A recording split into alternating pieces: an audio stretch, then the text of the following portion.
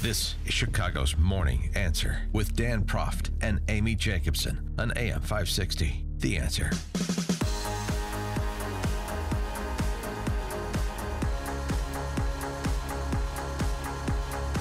Good morning, Dan and Amy. Well, here's the senator at the center of Christine Ford's allegations against Brett Kavanaugh. Now not going to testify before the Senate Judiciary Committee on Monday, but Dianne Feinstein, Di-Fi, that's who received the letter back in July. She held it because Christine Ford at the time wanted to preserve her anonymity until she didn't this week. Or in the last this weekend into this week. How is this going to proceed? Well, Di-Fi doesn't seem to know what's true or not true. This is a woman, and I really believe, who's been profoundly impacted by this. Now, I can't say everything's truthful. I don't know. Right. I don't know. Right. That says... Nobody does seem to know. And so, of course, the Dems want to use that to say, oh, we've got to slow down the process, have an investigation, get to the bottom of this, so on and so forth. Everybody understands this is a stall tactic. Get text. Right. It's stall. It's a delay. Of course it is. That's not going to happen. The stall tactic is a bluff, in my estimation. And, hey, look, if they can bluff a couple of Republican senators who are spine challenged, yeah, but none of them are taking the bait. Well, they did initially. That's why we've had this delay. And I did initially, too, but I've changed my opinion about this whole situation. So if they can get the delay past the midterms, well, then great. But that's really a bluff. What they know is that they don't have the votes. Kavanaugh is going to be confirmed unless they come up with something a lot more compelling than what has been put into the public arena so far from Ms. Ford and her allies. But now they have this issue, the Me Too issue, another cultural touchstone to use in the last 50 days to the November 6th election. Bobby Jindal had a good piece in the Wall Street Journal today about this, how Democrats have been successful to some extent and could be again, they certainly have been in Illinois, in having suburbanites, but particularly suburban women, particularly college-educated suburban women, vote cultural virtue signaling over their economic interests. And that's what this is going to be. Me Too. Look, the Republicans treated Christine Ford so poorly. They don't take sexual harassment seriously, discarding the fact that most of the highest profile cases, legitimate cases that have been borne out by the Me Too movement of predatory men are men of the left in Hollywood and media and so forth. Just forgetting all that because Democrats will just push right past that, and Republicans are so inept on this that they won't make Democrats wear the jacket. But that's really what this is. You can't vote your economic interests. If you vote your economic interests, Democrats lose. So we've got to get them to vote on something else, cultural touchstones. And how successful have the cultural Marxists been in flipping over cowardly center-rightists over the last half a decade, much less decade, on everything from immigration policy to marriage redefinition to gun control. Right. And so that's the real play here.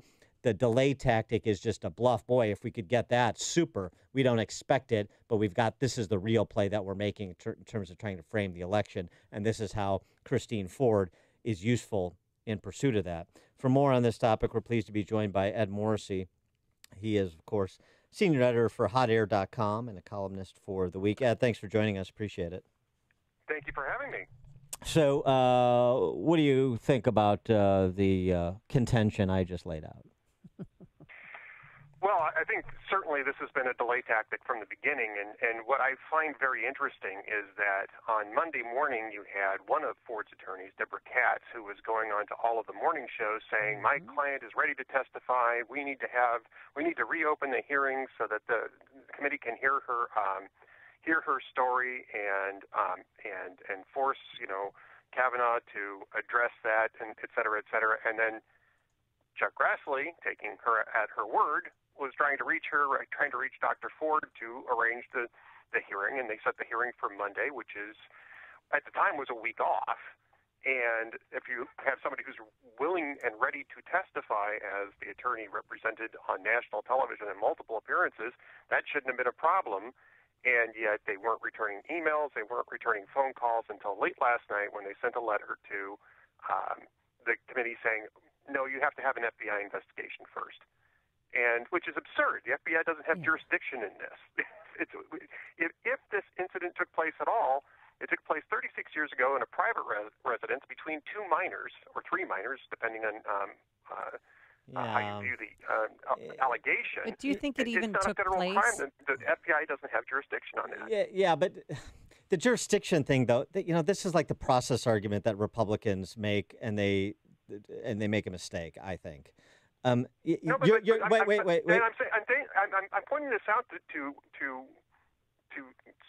strengthen your argument. Well, but my point. Demanding an FBI investigation is a stall tactic. Well, because it's never going to happen. It's never going to happen. No, I understand. But what I'm saying is that, look, they're couching it, and this is, just consistent with doing a background check on a nominee for the Supreme Court of the United States, like the FBI has already done a half dozen of them, which also redounds to the benefit of Republicans. The 6 background checks. How many background checks do we have to do on the same guy in the same time proximity? But my point is to say, that they just say, well, the FBI this is the kind of stuff the FBI looks into. And rather than saying the FBI doesn't have jurisdiction, which is true, and I take your point, say, look, this is what they're trying to do, is explain the Democrats' ruse here and provide the overheated hyperventilation coming from the Blumenthals and the Haranos and the Harrises to substantiate that claim and put it back on them that way.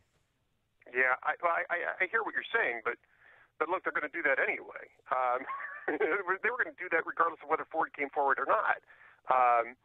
So the best way to get through this thing is to just call the vote for tomorrow as it was originally scheduled. Grassley should call the vote tomorrow, and if Democrats want to show up, that's fine. If they don't want to show up, that's fine. Move this thing to the Senate floor and get it over with.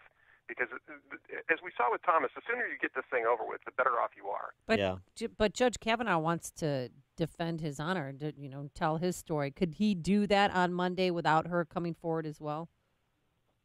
Oh, I mean, that's up to Chuck Grassley, but I think that's a dumb idea. Okay. Why would you give 10 Democrats a total of 300 minutes to pound you with all sorts of cross-examination questions if the accuser isn't going to show up? No, I think the fact that she's not going to show up moots the whole thing. Right. Just close it out, get rid of it. There's no reason to force Kavanaugh to go up there. He's already denied it publicly.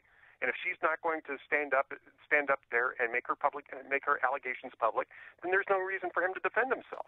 Although the flip side, I mean, I don't know what Kavanaugh's perspective is, but if it was me, boy, and I was innocent of the charges, boy, I would want to go up there and tear them apart. And in the absence of any countervailing evidence and denials from people that she names in her allegations to provide context and substantiation against Kavanaugh, I would bring on Cory Booker and Dick Blumenthal and Di Fye and the rest of them. Yeah, but you think they're going to fight fair? Do you think they're going to sit there and say, well, gee, I think that you're right? No, they're going to say, when were you, how much did you drink when you were a teenager? Did you ever pass out when you were a teenager? Did you throw up in somebody's car as a teenager? Because that was something that Mark Judge described in a memoir that he wrote. I mean, it's going to be stupid. They're going to exactly. Yeah. So you don't show up for that at all. So just if she's not going to show up, cancel it. It's pointless. Ed, do you think there's anything believable about her story, or do you see her as just a Democratic plant? No, I think there's a couple different ways you can look at this. Maybe she's got the wrong guy. Maybe this did happen to her. I mean, it's not like some stuff like this never happens. It happens quite a bit when teenagers get together and drink. But maybe she got the wrong guy. Maybe she confused him with somebody else. She had been drinking as well, according to her own story in the Washington Post. So those things happen, and if she got the wrong guy, she got the wrong guy right off the bat, and it stuck with her for 36 years. I mean, there are charitable ways to look at this, but what I would say is that the Democrats have exploited this for, politically from the moment they got it. Dianne Feinstein, the proper thing to do when Dianne Feinstein got that information would have been to share it with Chuck Grassley immediately. Right. And then to address it in private with Kavanaugh, in a closed session with Kavanaugh, or even in the public hearing with Kavanaugh. And they didn't bring it up at all until after the hearings were over and they were approaching the vote. They didn't want to take the vote. I mean, this whole thing, it starts with Dianne Feinstein, and it just deconstructs from there. And Senate she had, Democrats, she had the they've been letter, awful and she about had Kavanaugh in her office, and she already knew about the letter and had it in her possession and didn't say a word to him. Of course they're jackpotting him. Of course they're jackpotting him. I mean, that goes without, it doesn't go without saying. It needs to be said. You're absolutely right to expose exactly what they've done and what they've done wrong and how disingenuous they are. But there's no question that that's the case. And what you said about sharing it with Grassley, say, hey, if she wants to protect her anonymity, fine, we'll protect her anonymity, but I still have to share it with the committee chairman. We got to talk about this. Right, the committee chairman is the person who should have had that information. And look, I mean, if the issue is, hey, if they were really concerned about the idea of, wow, we might be putting a potential rapist in the Supreme Court, then you tell the person running the committee. You might want to tell the White House about this and see if they want to find somebody else to put up here. Yeah, they didn't do that, and that tells me that they weren't really interested in this in terms of jurisprudence hygiene, right? Yeah, right. They were interested in it as a political attack and a way to defeat the White House, and they held on to it until the last minute to do it. He is Ed Morrissey, senior editor for hotair.com and columnist for The Week. Ed, thanks as always for joining us. Appreciate it. Thanks. And he joined us on our turnkey.pro answer line. Hear about the big stories of the day, then talk about them right here on Chicago's Morning Answer on AM 560. The Answer. Balance